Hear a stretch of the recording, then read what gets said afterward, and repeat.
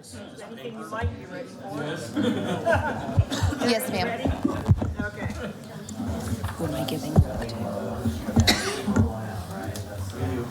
All right. I call the regular meeting to the Milliken Board of Trustees for December 10th, 2025 to order. Please rise for the Pledge of Allegiance. I pledge allegiance to the flag of the United States of America and to the republic for which it stands, one nation, under God, indivisible, with liberty and justice for all.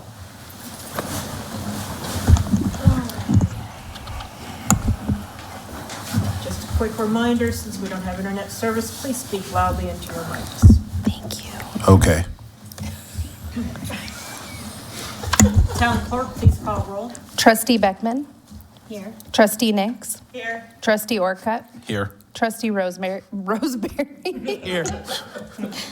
Trustee Wakeman, Mayor Pro Tem Dean, Present. Mayor Austin. Yeah, present.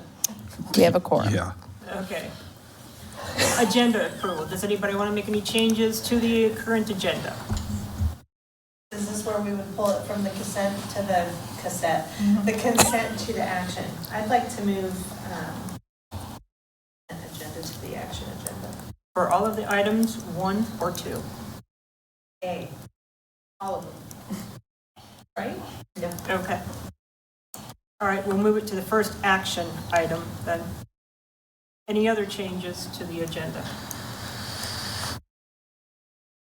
I'll take a motion.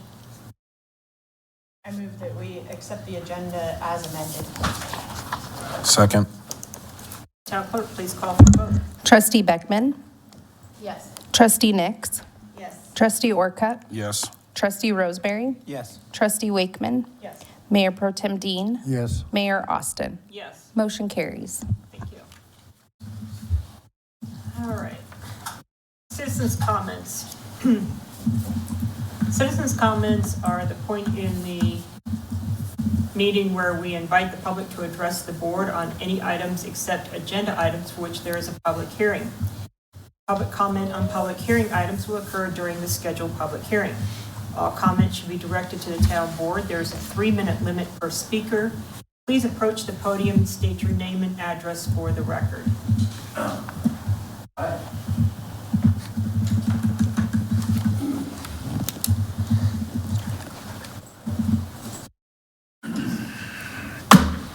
I'm Jimmy Ball, live in Milliken, 2771 East Prairie Drive. And I've got some, then I'd like you to see. Thank you. Well, what this is a request. Well, I'll just read it. Madam Mayor, I wouldn't be here before you and the trustees asking for this if I didn't think it was important and necessary and a safety concern. I, and on the behalf of Settlers Village HOA, are requesting 2 solar-powered red blinking LED stoplight signs installed at Prairie and Sunrise Circle and the adjacent one on Prairie and Village. Those, especially when school is going on, they are busy. People come into Donner, take that left, and when they hit that intersection, there's no telling which way they're going. But it is busy. It's too busy. I'm not asking for this because I know all of you here. I'm asking because I've seen people blow by this intersection numerous times, and the lady that lives, I mean, we've had complaints after complaints about, stop signs being run, those in particular. Plenty of the residents in the neighborhood have witnessed it, and they have asked for it. This is a high-traffic intersection in our neighborhood, and it needs something to get drivers' attention. I'm not privy to the number of tickets that have been written over running those stop signs, much less the revenue created. With that being said, we, Settlers Village HOA, voted today, as a matter of fact, we had a board meeting and voted to help pay for them. You know, we'll pay up to $1,000. And if you'll see the attachments, I've got one priced out. It's the MC dot rating, which is, or MC DUT, whatever that one is, that they all require, but it's the legal size. It's a 30-inch, and like I said, it's solar powered. I just think it would be a vast improvement, and plus, you know, kids, but besides those two schools that, you know, they're going to, there's also a bus pickup right down there on Sunrise Park. So that's not maybe 150 feet from that stop sign. So that gets pretty congested, and it just would really like something to get some more people's attention. Thank you. Thank you very much for your presentation. Administrator Powell, could you please follow up on the request? Sure will. Thank you. Are there any other citizen comments? Anybody would like to address the board? All right. Are there any changes to the meeting minutes of November 24th, 2025? Yes, ma'am. On page 5, paragraph 5, I had it listed that there was a comment made by the mayor, and it was actually Trustee Wakeman. I've already corrected those and printed them for your signature this evening if passed. Any other changes or updates? I'll take a motion on the matter. I motion to approve minutes as amended. Second. Madam Clerk, please call for a vote. Trustee Nix. Yes. Trustee Orcutt. Yes. Trustee Roseberry. Yes. Trustee Wakeman. Yes. Mayor Pro Tem Dean.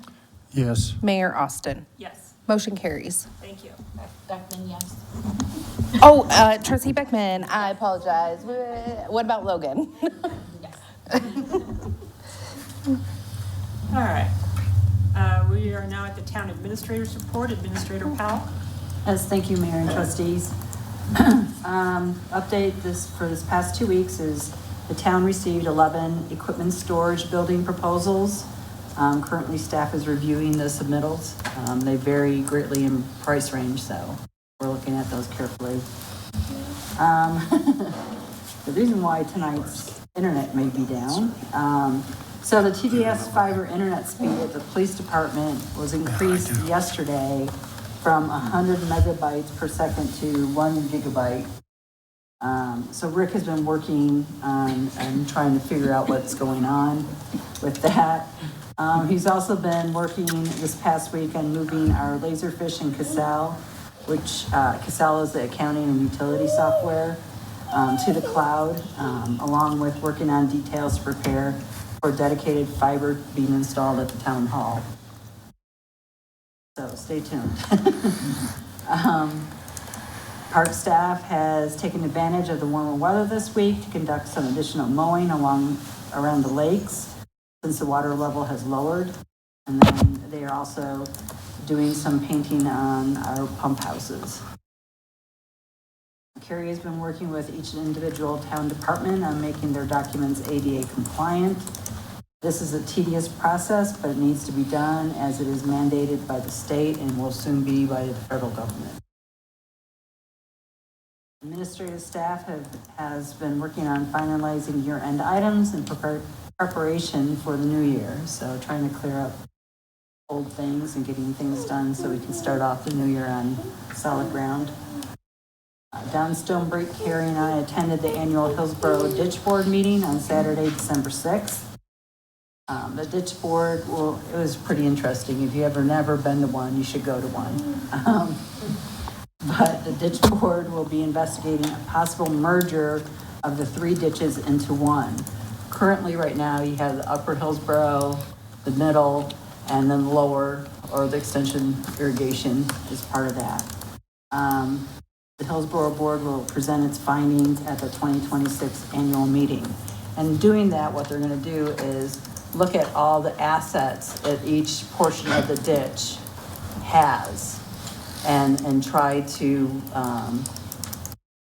come up with the best way to do a merger and make it one mutual ditch company instead of it being three separate ditch companies.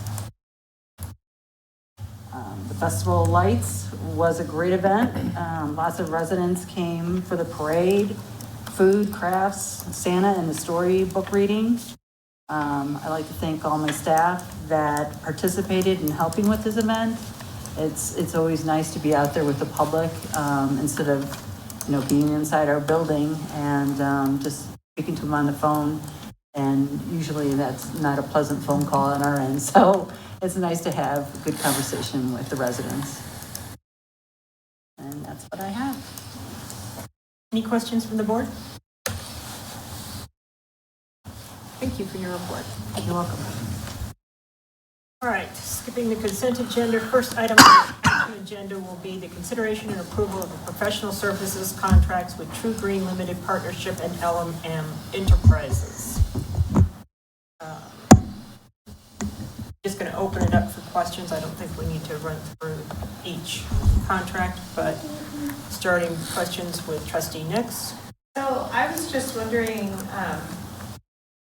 this is a yearly contract that we have with all of these service providers, right? And so is it cost effective to continue contracting out this work, or would it be more cost effective to do it yourself?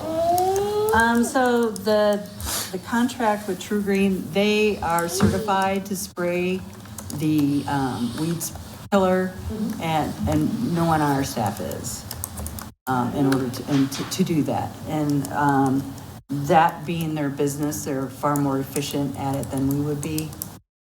So that's why we haven't ever done that. Okay, how about the mowing? That's my biggest question, is the mowing part. So the Because we mowing, hired- town staff used to do all the mowing. Yeah. But a lot more land has been given to the town to maintain. And so we don't have enough staff in order to do that. And if we hire additional staff to take care of the mowing in the summer months, then we're overstaffed for the winter. So, and you're still paying that salary and benefits. So it really, I think, is more economical. And seasonal staff doesn't. Well, no. So we have a hard enough time getting seasonal employees, and they have to be, we have a lot of 15-year-olds that like to do things, but 15-year-olds can't run some of these mowers that we have. So they have to be 16. We even backed off with the 16-year-olds having to have a driver's license because we weren't even getting any of those.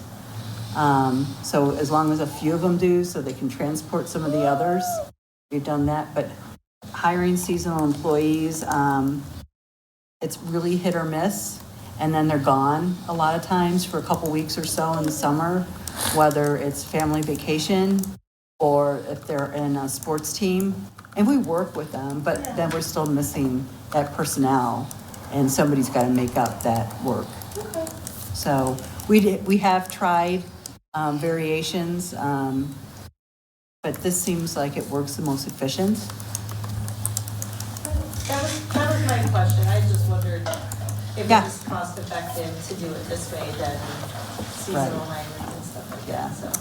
Now, I would love to be able to get a lot of seasonals on, but you don't find too many kids anymore that want to do that kind of work. And what's really interesting, I'm finding more girls are more interested in doing that than the males. But I don't know. Yeah, it's just. Trustee Roseberry, do you have any comments? I can speak to when I was the Parks Director here. This was one of the things that I had started when I was here. The reason we did it was exactly what Cheryl said, is we were losing staff year after year for seasonals, so we weren't getting enough, and we were gaining parks faster than we can mow them. The other big push to get like L&M on board was to help supplement town staff that does mow some things. It's not like we mow everything, but we mow some things.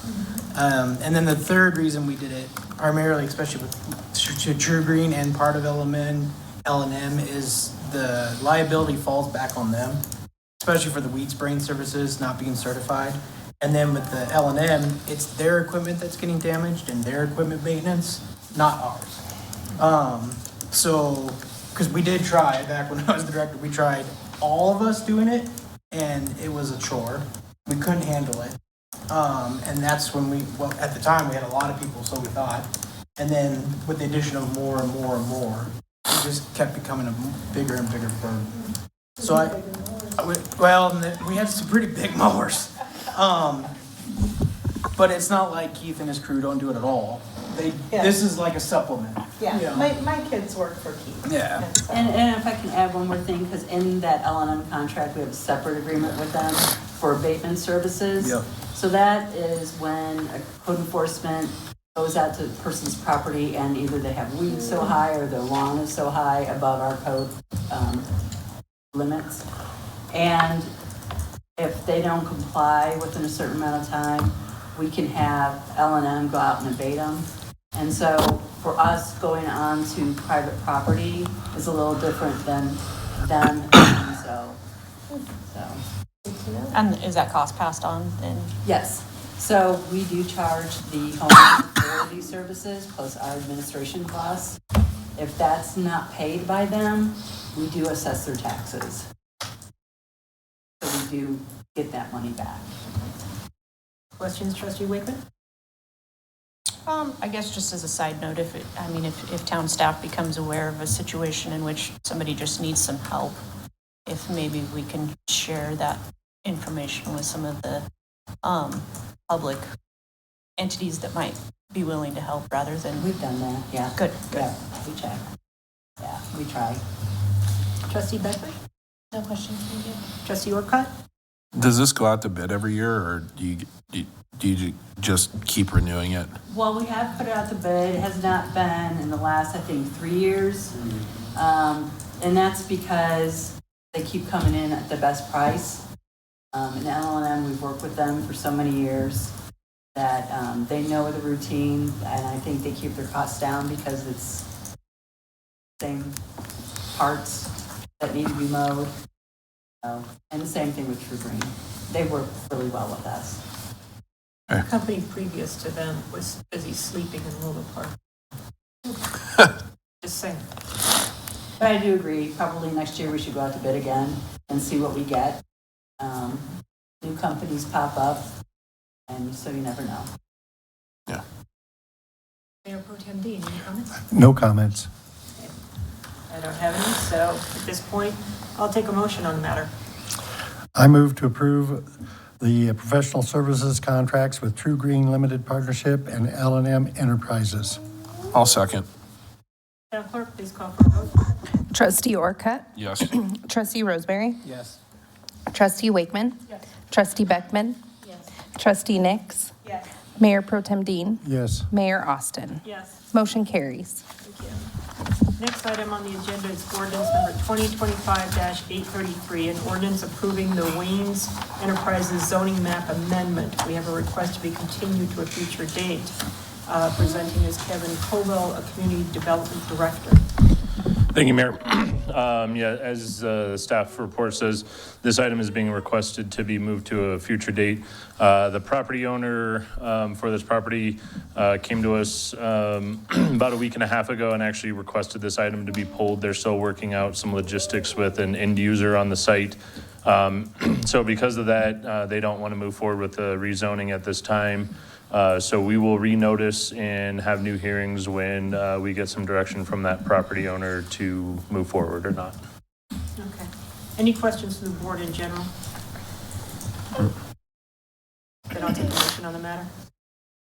I move to recommend that to continue ordinance 2025-833, an ordinance approving the Waynes Enterprises zoning map amendment, and postpone this hearing to a future date with staff to publish notice. Second. Madam Clerk, please call for a vote.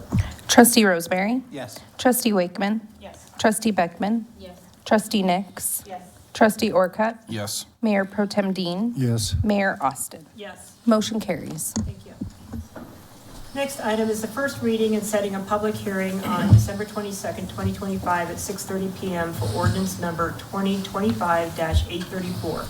This is an ordinance to adopt by reference building codes promulgated by the International Code Council. Presenting will be Kevin Coble, Community Development Director. Since this is a public hearing, the time is 6:50 and I am opening the public hearing. I think Matt was. We don't really have to have the public hearing. That will be set at a future date. Yep. Okay. Yeah, so this is just the first reading to introduce the item for a public hearing on the 22nd. This is just to adopt the 2024 building codes with amendments along with the 2024 fire code and WUI code, wild land urban interface code as part of that.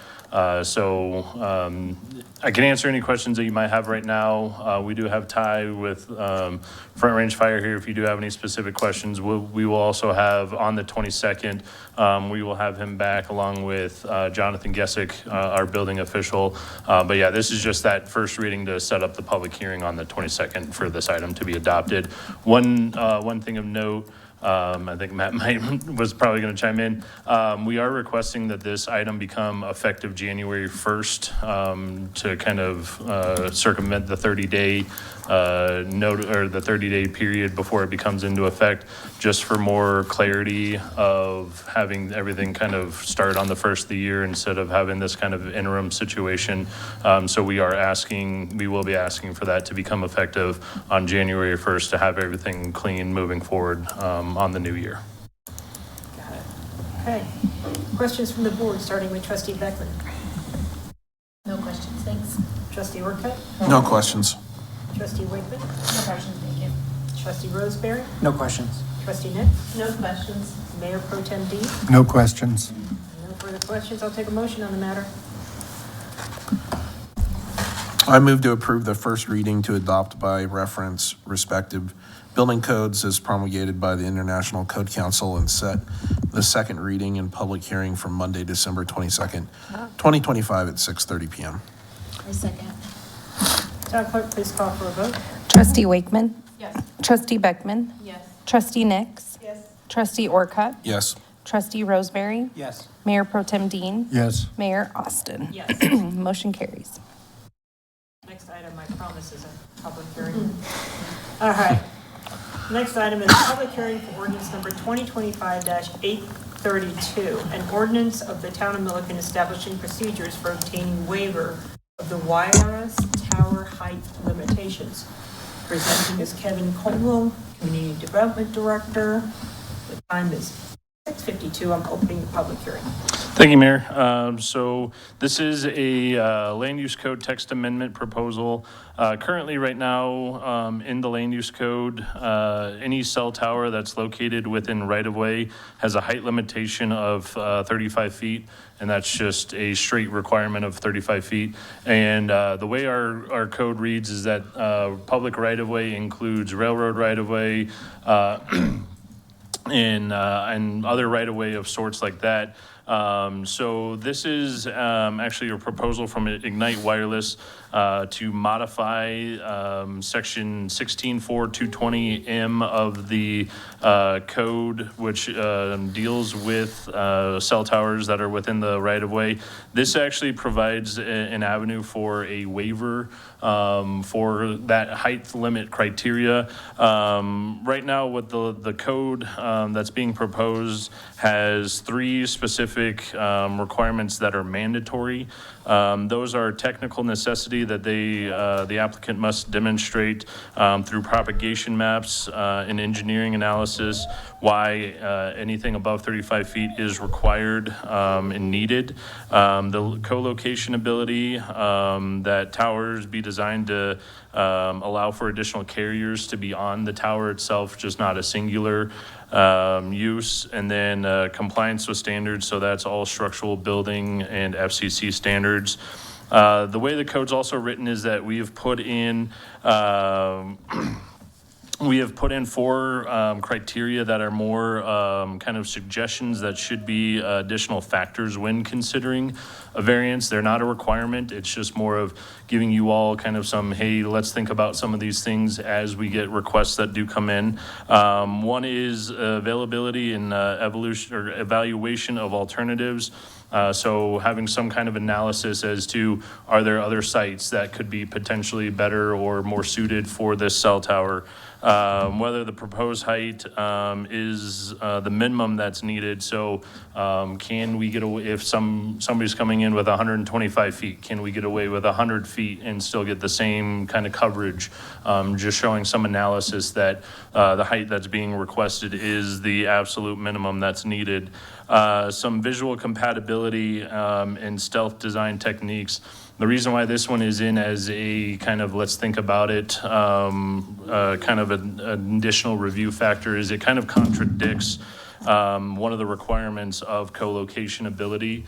When you actually get into kind of the stealth mode, you effectively are creating a tower that's one carrier, unless you're going into a design that looks like a pine tree. And at some locations, when you've got one pole like that that's out there, it actually kind of brings more attention to it. And it's, hey, this is this is a cell tower, even though you can see one clear as day as normally. But when you get into some of those stealth modes or stealth towers where it looks like a flagpole or something along those lines, you've actually effectively taken out the co-location ability.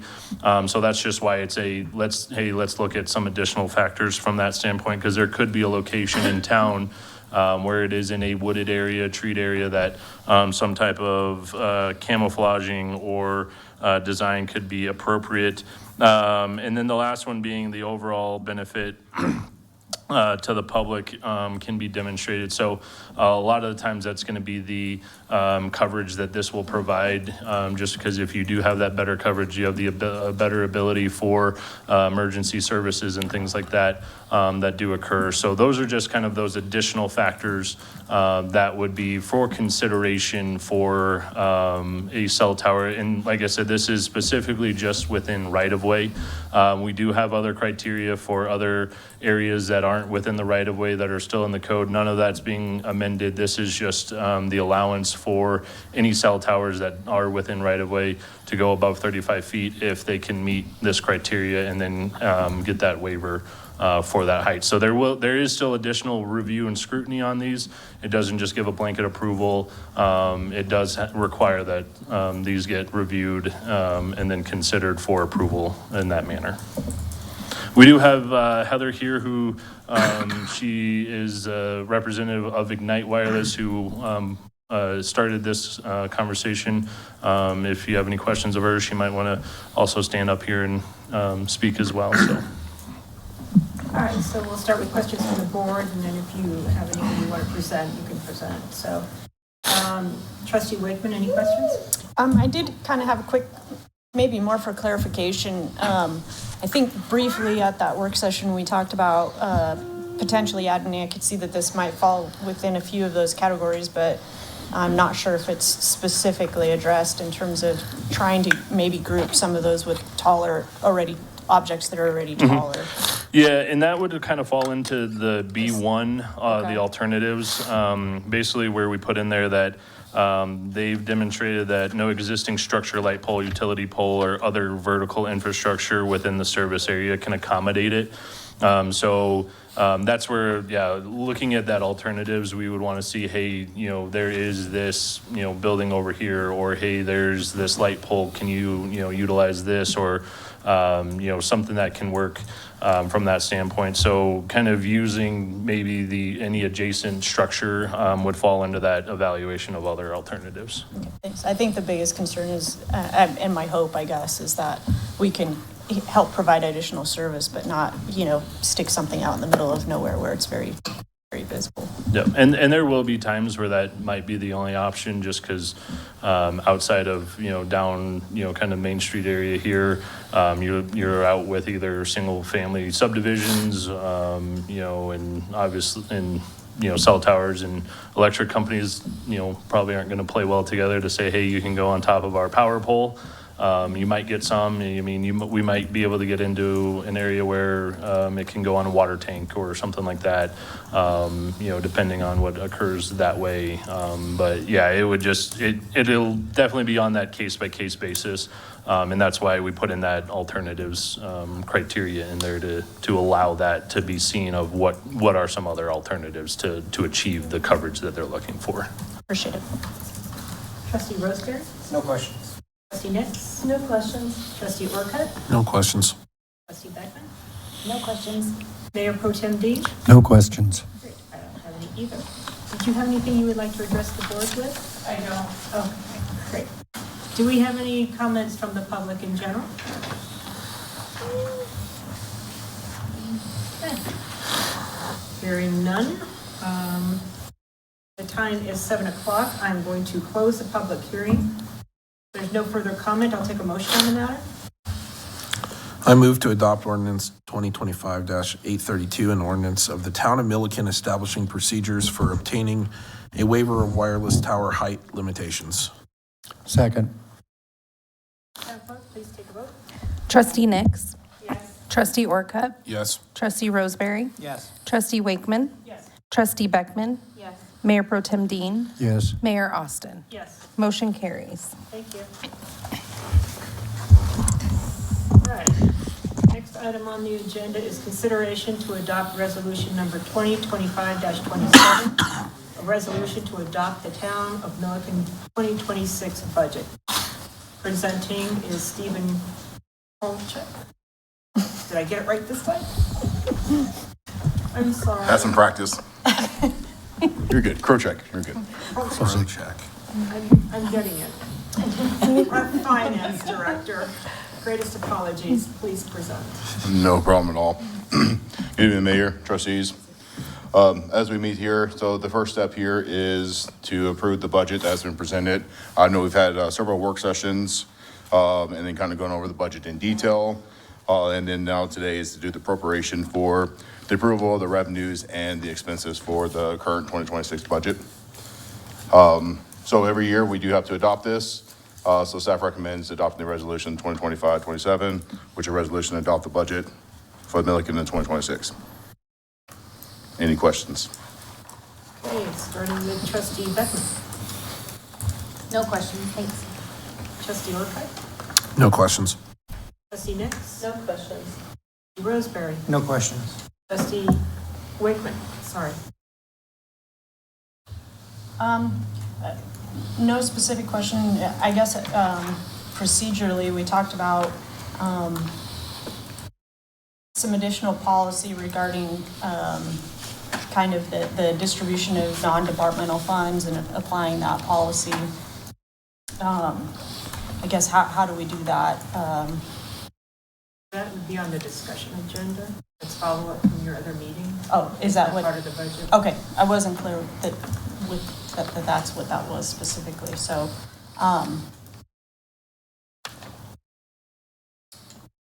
No specific questions, then I do appreciate the additional information provided and all the work that's gone into being sure that the health of our funds. So.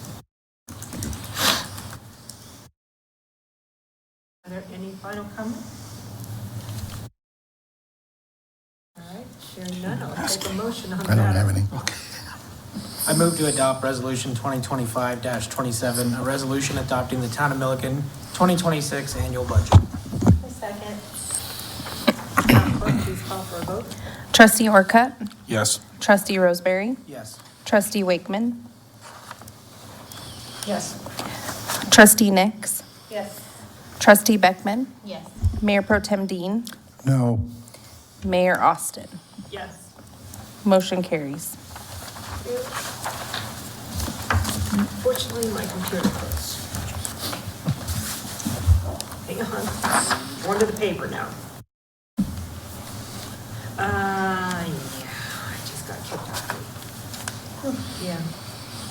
All right, next item on the agenda is consideration to adopt resolution number 2025-28, a resolution for the 2025 mill levy for fiscal year 2026 property tax revenue.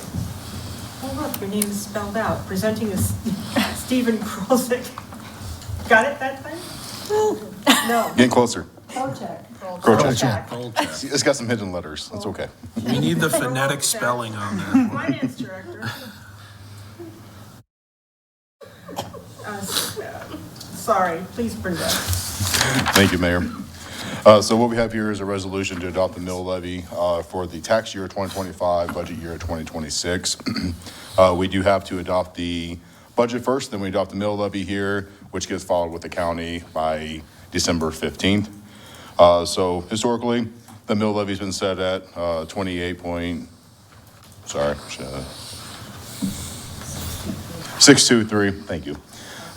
And then what we do is we back down what our statutory limit is with the 5.5% limit increase that we have, and then we come up with our current mill levy. This is going to be for the general operations, and then you have the general obligated bonds, which is the INS part of it, which we are adopting here. So what we currently have here is the adopted mill levy to acquire the 3.508813 property tax revenue at 25.074 mils. And then to do enough to pay our debt funding, we need 171,704, which would be the 1.227 mils.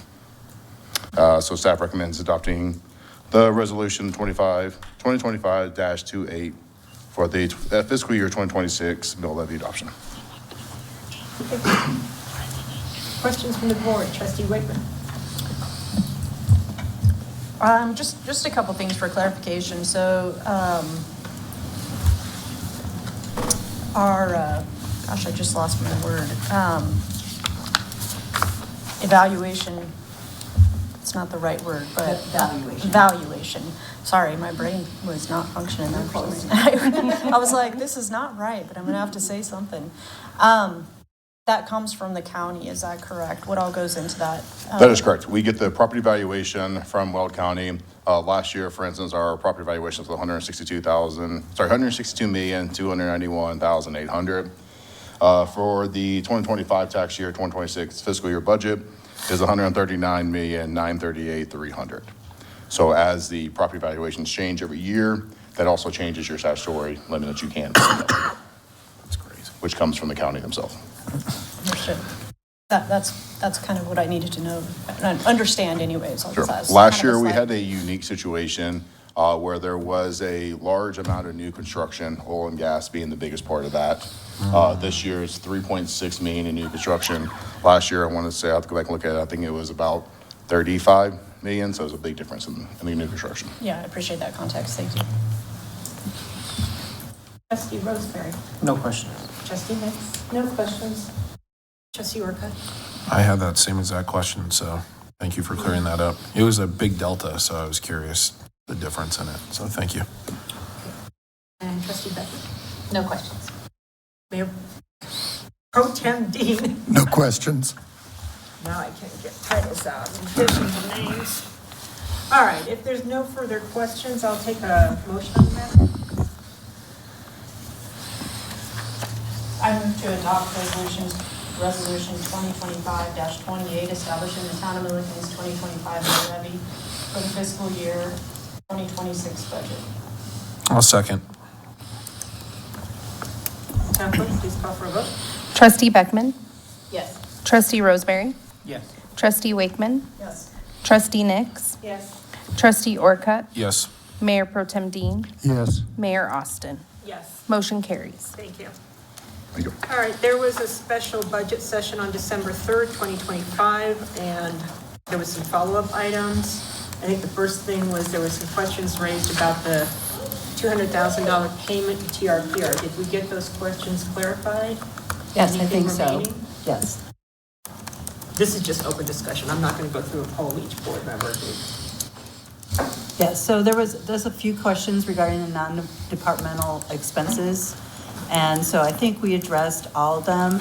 But one thing I think that came out with some of the non-departmental expenses was perhaps policy changes in regards to those.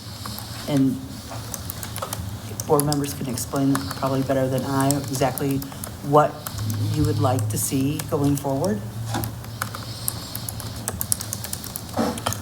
I think that with the non-departmental, we should require a yearly budget and understand the costs associated with them in light of the Johnstown YMCA, what was going on with them.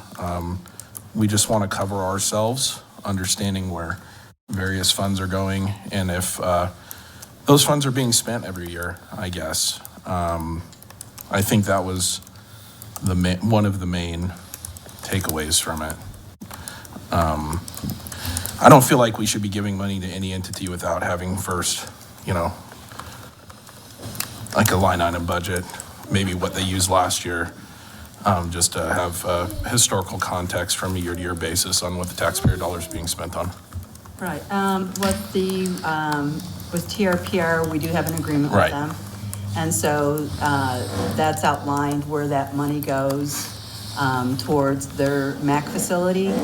And I think I explained that we've got another 10 years left on that one. It was a 20-year agreement that started in 2015. And the town will own a proportionate share of that facility once it's paid for. So that's an agreement we currently have. Another one that we do have an agreement that's come before the board is with Via Mobility. I haven't had a chance to check the numbers on that yet, but that runs I think it ends September when it re-ups, and that one should show us, will be another agreement from Weld County regarding that one.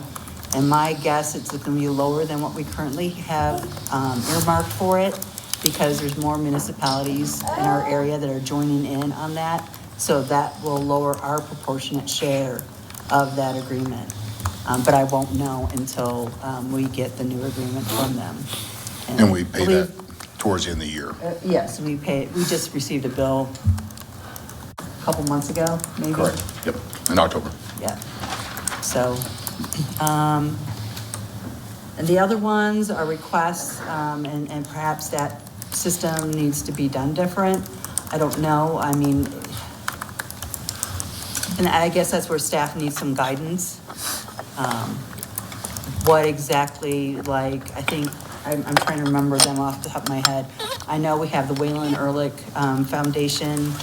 I can help you out with this, sure. Okay, thank you. No problem at all. All right, so in the non-departmental, so we do have, and I'll just kind of go in order we have on the budget here. We have the Milliken events that we've had historically on here. We do have a few things like that we plan for the non-departmental, which is the Easter Festival. It's also the Weld Elves, which is with our police department here. National Night Out, Halloween. These are some of the events that we host out here. And then we also have the Mickle, so the youth here for Milliken here, which did get a donation for this year. We have the Milliken Historical Society, which is a historical house out here. We have the Wayland Ehrlich Scholarship. We also have the Teen Impact Awards. We have the After Prom donation, and then Civica donation, which is the newest one that we have. That, I think, started last year, if I'm not mistaken. I think in terms of direction, I think that, I guess a lot of what I took away was that kind of the overall agreement that we need to things to come full circle, and rather than just continuing to reapply the same people to our budget, that we needed them to come before us and, kind of just to restate, as Michael said, indicate how the money's been used previously, what the intentions are moving forward in terms of how those dollars are used, and just a little bit more visibility in where taxpayer dollars are going when they're going to third parties. So I understand. So then, prior to us expensing out those funds, you're asking for whatever the organization is to come before the town board and explain what funds they're needing and for what purposes? Correct, in some capacity, yes. I mean, if they're not able to come in person, a formal letter requesting and indicating some of those things. But I don't know, maybe some others have some opinion of kind of more, if they're looking for exactly what detail. Yeah, I mean, I think that's pretty normal, right? Like if you're asking, you know, you're working in corporate world and you're asking finance department for a budget for something, like they're gonna ask what you're spending it on, you know, like, okay, I need quotes, I need to know like why, right? And so if we're gonna be giving away thousands of dollars to something, like it'd be good to know what they want to use it for.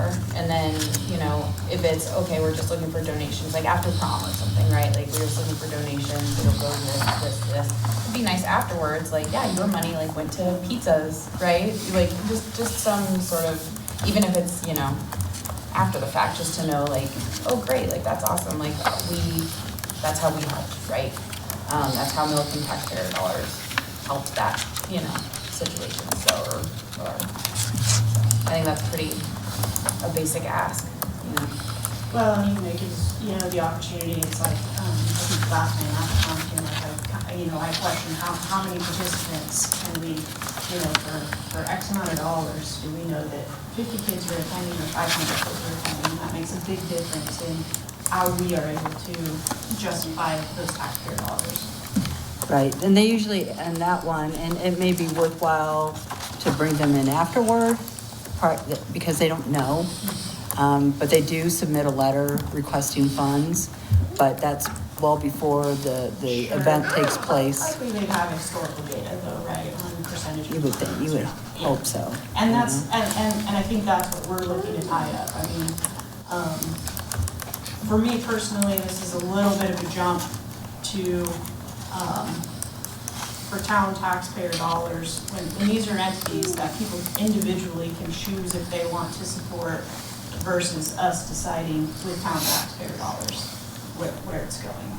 And so, in reverse, we have to justify to the rest of the community why we chose to use their money in that fashion, if that makes sense. And so that's where I see it needs to come full circle.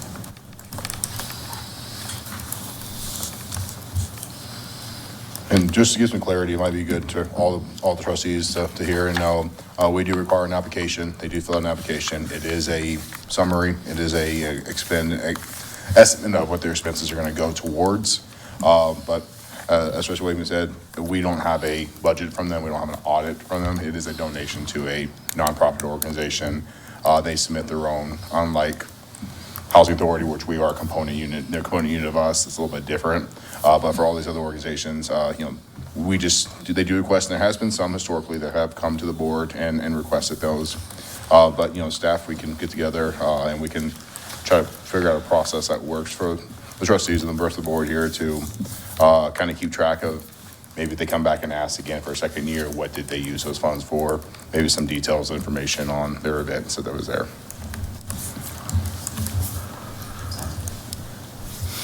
We're wanting to bar IGAs and our own events from that, correct? Yeah, yes, if line items and details are showing up in our own budget, I don't think we, you know, specifically have concern. Well, National Night Out is one of those that shows up on that list, and that's run by our police department. So Right. would you like them to present? Certainly, I think generally they do present, give us a wrap up of, kind of how those events go. And so that's where I guess I would just like to see consistency across the board, that we're not just handing dollars out and that's it. Okay. No, I think we need the accountability. I mean, we're asked to provide that accountability, right? And so why would we not ask our, who we're partnering with to provide that accountability? Well, as the Milliken Events Committee, we do have a CPA that does our books every year. We can certainly provide you with that. But at this point, we're already stretched too thin. We can't provide anything else. So we would have to consider maybe rolling the Milliken Events Committee up under the town and just transferring the handling of the funds to the town, along with all the assets. And I think I was just kind of about to bring that up. I think we did talk about possibly, and this is a discussion for another day probably, because Logan's trying to eat the chips over here, but no, you're good. Your kid's acting way better than mine would right now. But since there's so much overlap with Milliken events, you know, town personnel doing things and all that, and which I'm so happy they do.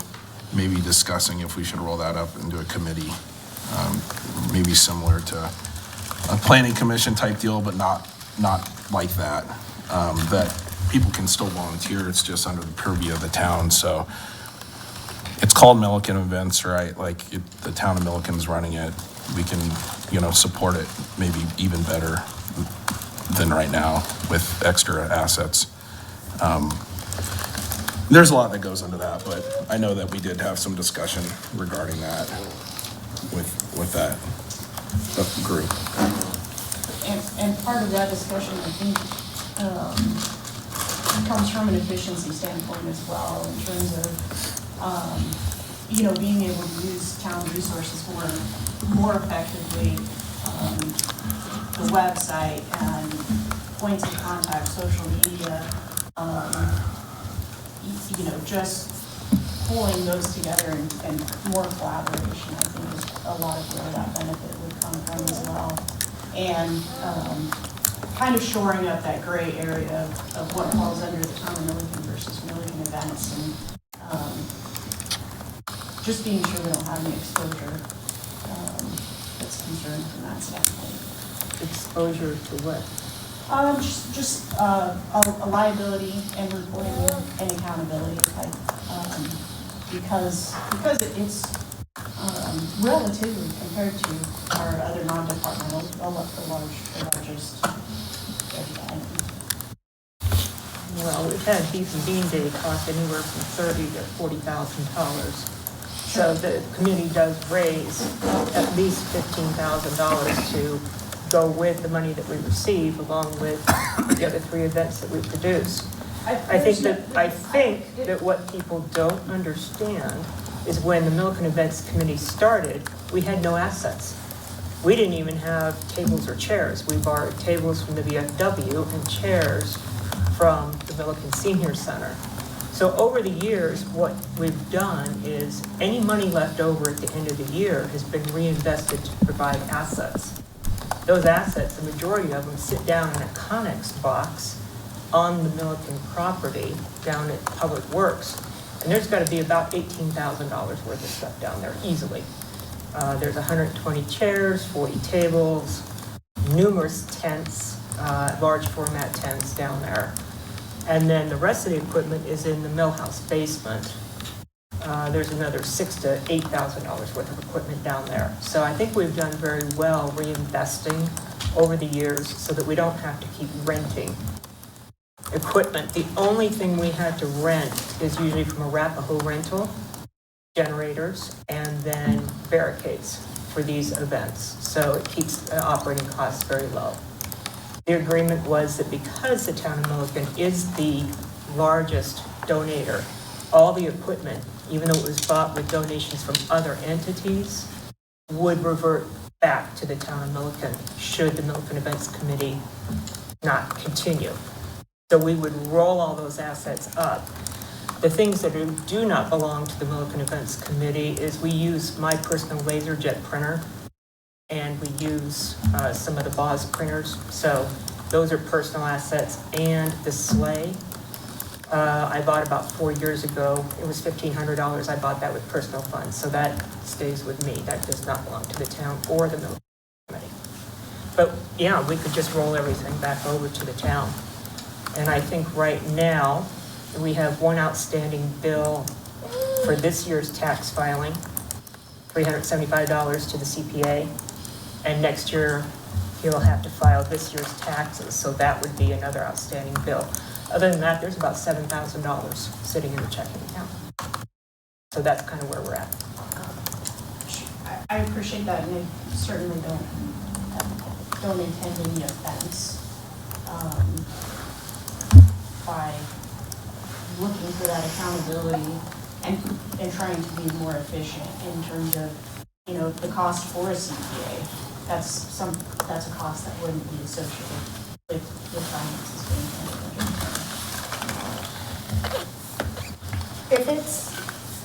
If the Milliken Events Committee always operates with the town, then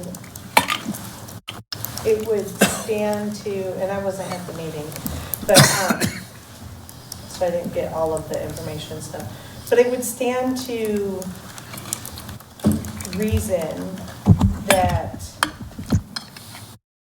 the nonprofit part of it, the finance part of it, is kind of just a middleman, right? Yeah, it was moved into the Milliken Events Committee because the staff did not have time to produce the events. I mean, in all honesty, this is really where Carrie needs to speak up. When the town handled the oversight of the events and then we just had a volunteer committee, I can attest that I was down here with Carrie one night, the night before Beacon Bean Day, and we were down here until midnight making signage.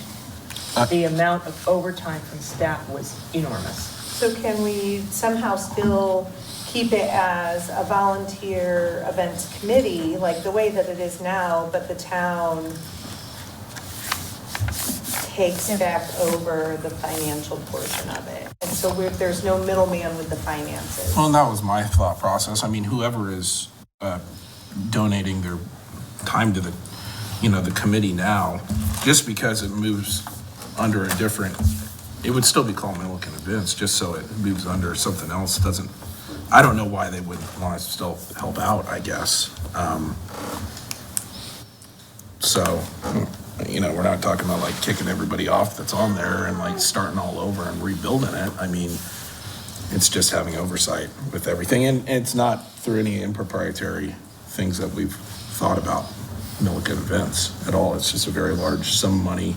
We intertwine a lot of things with the town. And when people see it, I think they just assume that it's run by the town, right? So I think it would run more like the CJC, where people would submit applications, interviews would take place, the committee would be formalized, and then we don't need a treasurer, and those positions on the committee. And we would need those applications to go out in January, to the solicitation for applications, because the board does start planning right at the end of January, because we have to get the honorees up and running. So that is something that the new committee would have to make sure they get done right away, along with the skate park event. The committee right now would need to continue with the activities in January that we do of cleaning up all the event equipment from the Festival of Lights and the stuff that's down in the mill house basement. I think the guys have put all the stuff away in the Conex box. So I think Would it have to slide from committee to committee? Like, couldn't it just kind of transition with the people that are already doing it? not necessarily. I think we'd need to put out the call and run it more like CJC, the community justice, so that it's very clear over, because we've got to move over all the funds, close out the checking accounts. We would no longer, we have to close down with the state. We have a license or something with the state. All of those things. All the nonprofit stuff. Yes, we have to close all that out. So that's what we would be working on. And then we would open up and take applications. But it's doable. If it starts in January, yes. We would be doing interviews at the end of January. And I would provide a high-level overview of the events and what it takes. So for this proposed process, if the board agrees to help give you direction, would staff want to take a stab at a potential draft that we talk about in a work session to see if we're driving? Yeah, we would have to, I think from the discussion tonight, staff should be able to outline an ordinance or draft an ordinance, if an ordinance is necessary, or a policy to address some of these issues. I think the harder part is going to be the per basis applications. So like Wayland Ehrlich's Foundation. Sometimes that person could apply, but then we may not get that follow-up, So we would only see it as that person X applied for Wayland Ehrlich's Foundation. We gave money. This is just for, I think they're looking just for events that we do. Right. As a town. town, not the separate Gotcha. scholarship. Well, I think we're talking two different things in terms of, yeah. So I think any third party, we're looking for that accountability aspect, right? We would, and potentially their continued availability, if they're looking for funds on a yearly basis, is contingent upon that follow-up reporting.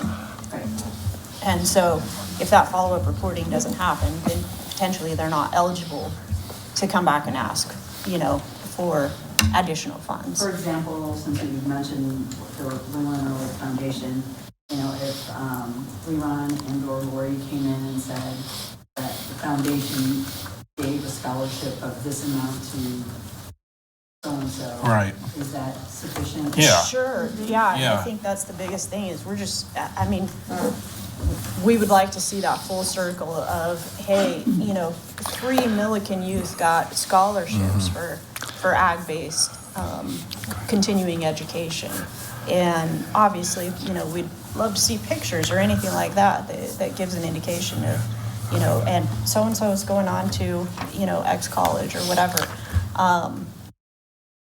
Again, what I'm looking for personally anyways is just to be able to go back and justify that this is why we supported this. And certainly all these things I think are very great organizations to support. It's not any judgment of any of these organizations. It's just how appropriate it is for us, one, to use taxpayer funds for, and two, that we're following up with the accountability side of things, that we're not passing dollars off that we don't know how they were used. Unfortunately, it's become all too popular and all too much a part of news anymore, how government dollars are used in nonprofit entities, and the dollars just disappear. And obviously, we're small fries and very minimal percentage comparatively to what happens in larger municipalities, but I just don't think it's anything we're interested in taking part of or having any concern over transparency for. So, I was gonna say, I'll work on policy type things for those types of non-departmental. And then I'll work with Matt, and I'll work with Matt on creating an ordinance or whatever that forms a committee for the events that the town essentially partakes in, which would be like Beef and Bean Day, Festival of Lights, Monster Mash. Police Department generally puts on Easter Extravaganza and National Night Out. And they also do a portion of the Halloween to the town. On their own, This separate land will from remain what on to the town. events committee had done. So I'll work with Matt, see if we'll draft up something, and go from there. I do have a comment, and I understand the need, and I agree with the need to make sure we have accountability. But I do want to say my perspective on the event committee is they've been doing a really good job, and the volunteers, they've done a great job of recruiting and maintaining volunteers. And I'm concerned about a transition to the town for the volunteer base. And that's what I did share that in the meeting on the 3rd. Although I was late, I did catch the tail end of it. And for me, a good summary from them would be sufficient to show that we are holding them accountable, but not trying to overmanage them. Just my comment. So just to follow up on that with an observation, I think staff would like, well, at least speaking for the legal department, we'd like to have an opportunity to look for something that's not disruptive, but at the same time meets what sounds like a modest interest in a little bit of accountability. So that's what I would like to pursue, taking this offline. I hate to disrupt things that work. Right. Yeah. In order to get something that really might not be that hard to put together. So. Okay. Can I ask a silly question of Stephen? The events that are ran, like night out, Easter extravaganza, why are they a non-department and not under PD? Do we know? Because that's how we've historically done our events here. I mean, they aren't applied to one different department. There is kind of a community situation here. Gotcha. So we don't designate it where we have to do funding just for PD. Right. You know, Mickle, for instance, it kind of gets split out too, you know, Right. so these are things That that one we makes do as a non-departmental. That way, it's all budgeted here, but it's not dedicated to one. The funding source still comes from the general fund at the end of the day. Appropriations are still coming across as a summary of the general fund. Gotcha. Thank you. Is there any further discussion on this item? Are there any board reports? Any meetings somebody attended that they want to report on? Okay. If there's no further business to come before the board, I'll take a motion. Motion to adjourn. Second. All in favor? Aye. Opposed? We're done.